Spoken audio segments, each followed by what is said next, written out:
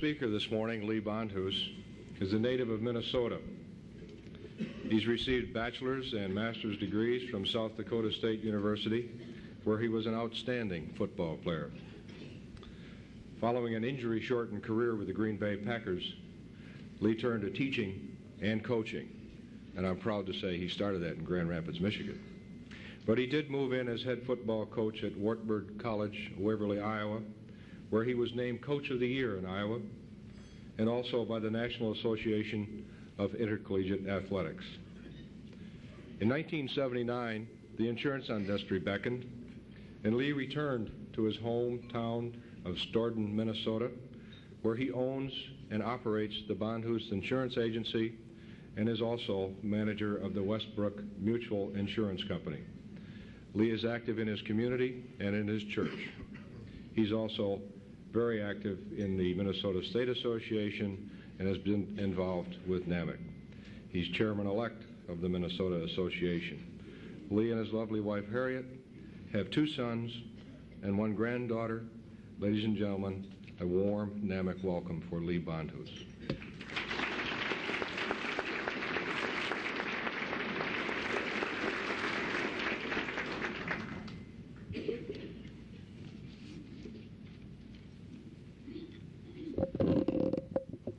Thank you, Charlie.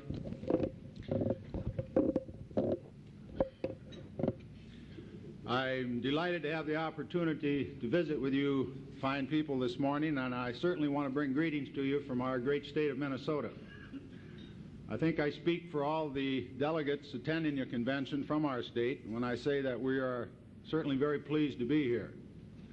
We might prefer to come down here in January and February, however, because it has a tendency to get a little chilly back home once in a while.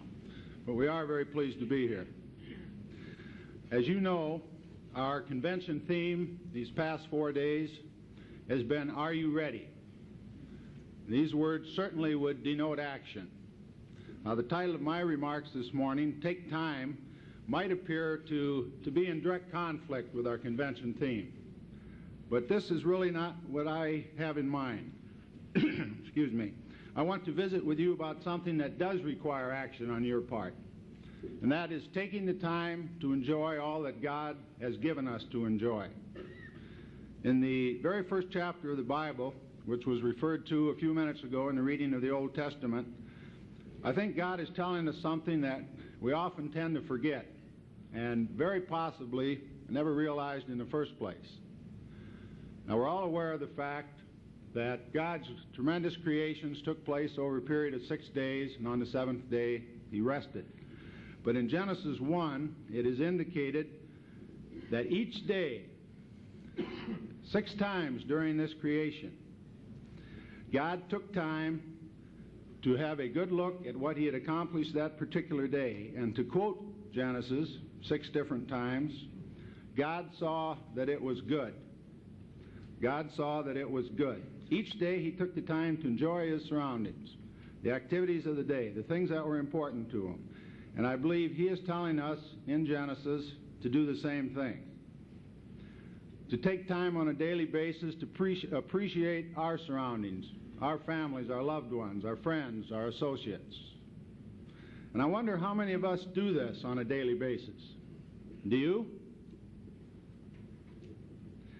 In my opinion, it also means more than just sitting back and looking.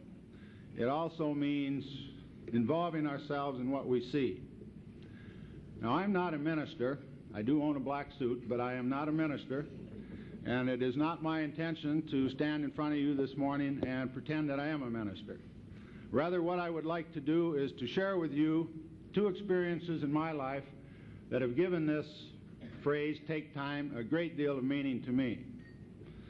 The first experience took place approximately, exactly 15 years ago this month. I was coaching football at the time, as was indicated, in a college in Iowa, and I will have to admit at that time in my life, football was the most important thing in the world to me. Eat, sleep, drink football, that's all I cared about. I was head coach at this college when I was 25 years old, and I was on my way to the top in the coaching field. 16, 18, 20 hours a day. It didn't make any difference to me how long I had to work. As far as the coaching, recruiting, analyzing film, scouting, whatever I had to do, I was willing to do to get to the top in my profession. The first couple of years were a little tough.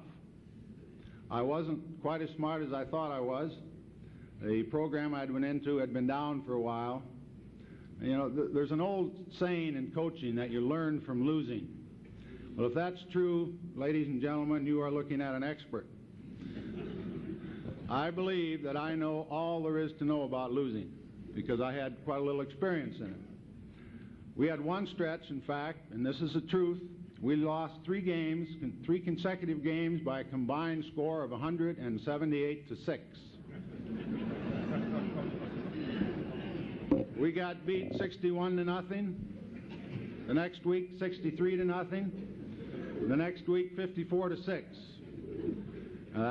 That 54-6 one still bothers me a little bit because we scored late in the fourth quarter, and I really think we had her going, but we just ran out of time.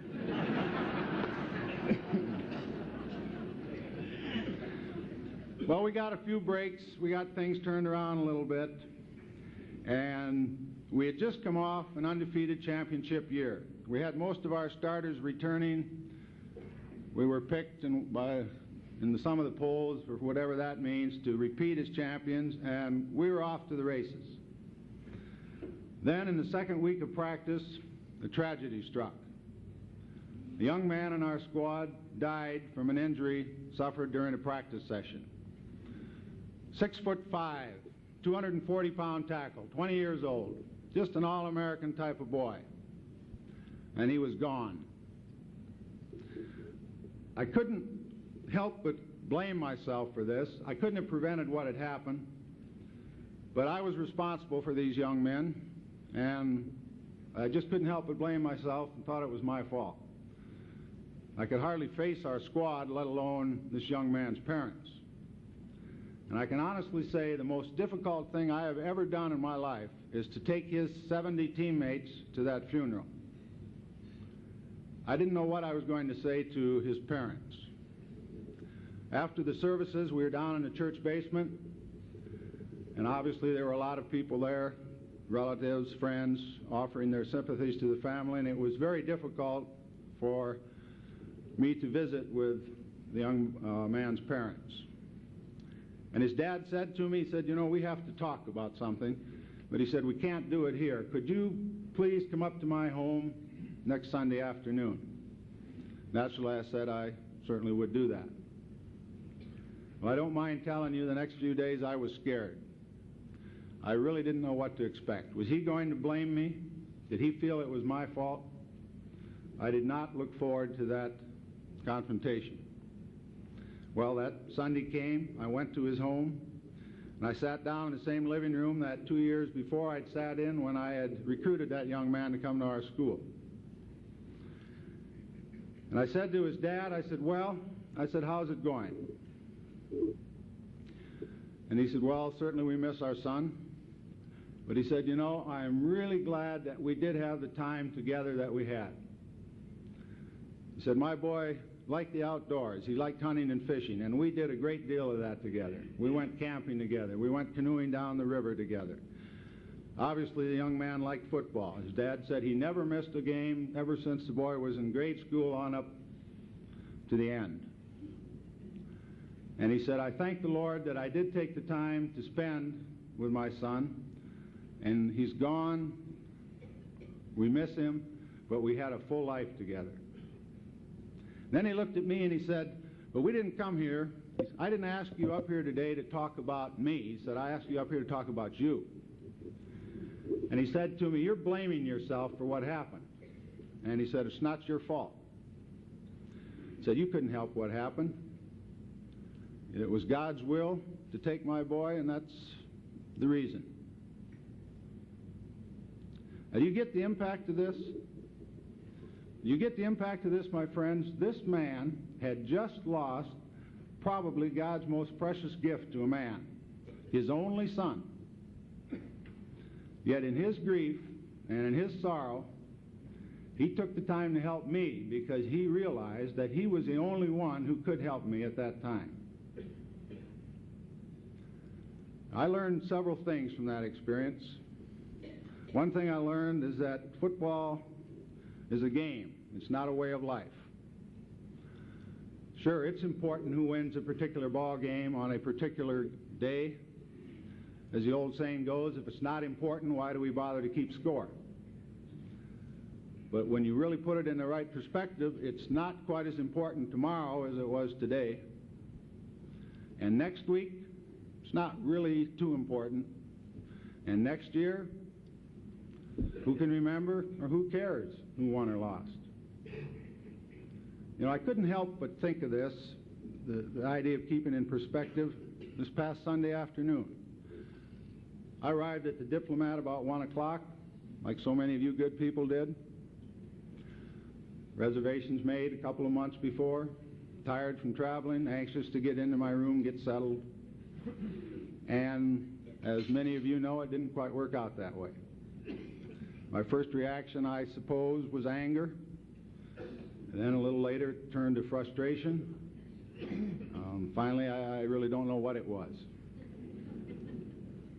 But when you really look at that, you know, today, somewhere in our civilized world, people are going to die from starvation. Today, in our civilized world, people are going to be killed by terrorist acts. Many of you are from rural communities, as I am. Today, in our rural community, a family farm is going to be foreclosed on. A farm that's been in the same bloodline for generations. My friends, those are problems, serious problems. I couldn't get into my room for 6 hours. That's not a problem, that's an inconvenience. From this experience, God also taught me, through this great man, that everything around us is temporary, and we had better involve ourselves with everything that is important when we have the opportunity to do it. A recent quote in Forbes magazine by H.L. Mencken speaks to this very well when he says, "We can do very little about the length of our lives, but we can do so very much about the width and the depth of our lives." I left coaching not too long after this. For some reason, it wasn't all that important anymore. And I did begin to spend more time with my family. I had 2 sons, but unfortunately, I missed a very valuable part of God's lesson through this experience, something I didn't realize until about 5 years ago. I was guilty of something that I am afraid too many of you have probably been guilty of. You know, we're willing to take the time to spend with our families, our friends, our associates, as long as it is something that we are interested in, something that we want to do. But taking time, and taking time for others, doesn't mean just including them in your activities. It also means taking the time to understand and to involve yourself in their interests and activities. And God taught me this through an experience with my own son. As I indicated, after I left coaching, I did spend more time with my boys. We did the things that many of you fathers have done with your boys. We played a lot of ball in the yard. I wanted to get them involved in athletics. We didn't care about the grass. We could raise that a little later. We went hunting and fishing, things that I like to do. We did a lot of camping. Again, things that you've done with your children. Things I thought we should do because they're things that I enjoyed and I like to do. But my youngest son, Tom, he didn't like athletics. And that was really difficult for me to accept because athletics have always been a very important part of my life. No, Tom liked motorcycles, and I didn't. Naturally, when you think of a motorcycle, you think of black boots, then a black leather jacket, then a few chains, and then some problems. And I wanted nothing to do with motorcycles. Well, finally, with the help of his older brother, he did convince me to buy a little 70cc trail bike. Wouldn't go over 20, 25 miles an hour. That wouldn't be any problem. Well, after spending every hour that he had riding that bike and getting to the point where it really wasn't much of a challenge anymore, he started to build little jumps, and then he'd jump over them with his bike. And then he started to build a little bit bigger jumps, and he'd jump over those, and then he had some great big ones that he would jump over. And then one day he came to me and he said, "Dad, I would like to race motocross." And I said, "No way. You are not going to race any kind of motorcycles. It's ridiculous, it's dangerous, I don't like it, and I don't even want to hear about it." And that was the end of that. Then, about 5 years ago this April, my wife and I had been gone for the evening. We came home about midnight. We came in, walked into the house. Our son, Tom, who was 14 at the time, was lying on the floor in the living room, burning up with fever, too weak to even get up and get to a phone to call for help. We rushed him to our local hospital, where he was admitted with 106 temperature. He was in the hospital there for 2 days.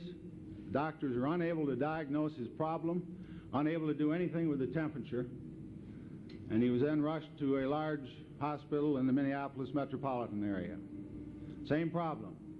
For several days they couldn't do anything with his temperature. They had him packed in ice. They had him in a room-controlled temperature of about 55 degrees. In isolation, we had to wear a mask, face mask, to go in and see him. In the first week, he had lost 25 pounds. In the process of trying to diagnose his illness, they would take x-rays. After a couple of days, they noticed that he had a growth starting to appear on his lung. The next day in that x-ray, that growth was larger. His lungs filled up with fluid, and they inserted tubes to drain him. That growth kept getting larger day by day. They did not want to operate because of his weak condition from the continuous high temperature, but they finally decided there was no other choice. So they did operate, and they removed about a third of his lung. I was sitting in his bed in the intensive care unit when he awoke from his surgery, and I remember that as if it was this morning. He tried to talk. I couldn't hear him because of his weak condition and the humming and the noises of all the machines that he was hooked up to. So I leaned down so he could whisper, and he said to me, "Dad, I sure wish you would have let me race." And what a blow that was.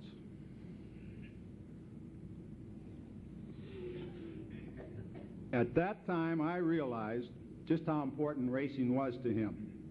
Here at a time when he had to be wondering, he was old enough to know what was going on, he had to be wondering if he was even going to recover. And the one thing he was most concerned about is that he never had that opportunity to race what he loved so much, a motorcycle. Well, I realized my mistake at that time in not showing an interest in something that was so important to him. And I prayed to God for another chance. And God, in His mercy, did give me another chance. Tom started to recover. They got the temperature down. Approximately 2 weeks later, he was released from the hospital, 50 pounds lighter than when the whole ordeal had started a little over 3 weeks before. To this day, they have not determined what caused his illness. In fact, they are still studying samples of the lung tissue that has been frozen and kept, trying to determine what the problem was. Well, my friends, I did take time to involve myself in his interests. As soon as he was strong enough, we went out and bought a motocross bike. And after he spent the entire summer building up his strength, he raced the last race of the year in October in Sioux Falls, South Dakota. And that was just the beginning. For the next 5 years, my wife and I traveled all over the Midwest with him. We met many, many new dear friends. Got a little bit different perspective about motorcycles. We even learned a whole new vocabulary. Words like berms and whoop-de-doos and hole shot. Any of you parents have sons who race motocross, you'll know just what I'm talking about. And we ended up last August in Oklahoma, where Tom qualified to race in the national amateur races. Now, I'd like to say he went down there and won, but he didn't. And it really doesn't make any difference to me. In fact, the second heat that he raced in, he was involved in a bad crash. He severely injured his knee, and he had to have surgery a short time later. Now, over the past 5 years, I have had many, many people, friends of mine, ask me, how in the world can you let your son race motocross? Because of racing, he has separated his shoulder, he's had shoulder surgery. Because of racing, he's had knee surgery, he's broken a bone in his wrist, he's broken his leg, he's got so many stitches on him he looks like a zipper. Well, the people who asked that question did not sit on that hospital bed and have him whisper in their ear. Take time? Yes, but not just in your own interests. Take time to understand, to appreciate, and involve yourself in the interest of those around you. This plaque sits in my desk back in my office in Minnesota. I know you can't all see it, so I'll try to describe it for you. There's a picture of a pheasant. It's out in the meadow. There's some wild flowers. There's some prairie grass. There's a tree in the background and the sky. Now, certainly, as any picture does, this would have different meanings to different people. Some people may look at this and see God at work. Some people may look at this and see the beauty of nature. Some people may see peace, serenity. Inscribed on this plaque are 2 words. That's right, those 2 words are take time. Again, different meanings for different people. I hope in the last few minutes I've been able to describe to you what those 2 words mean to me. You know, God was pleased with what he saw in Genesis when he took the time to look.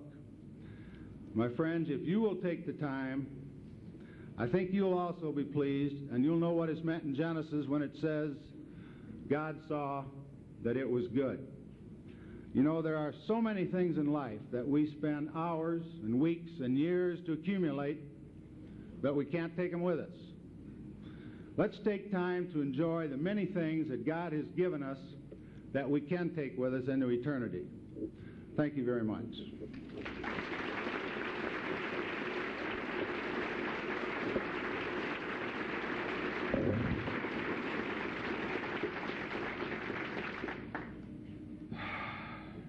Thank you, Lee.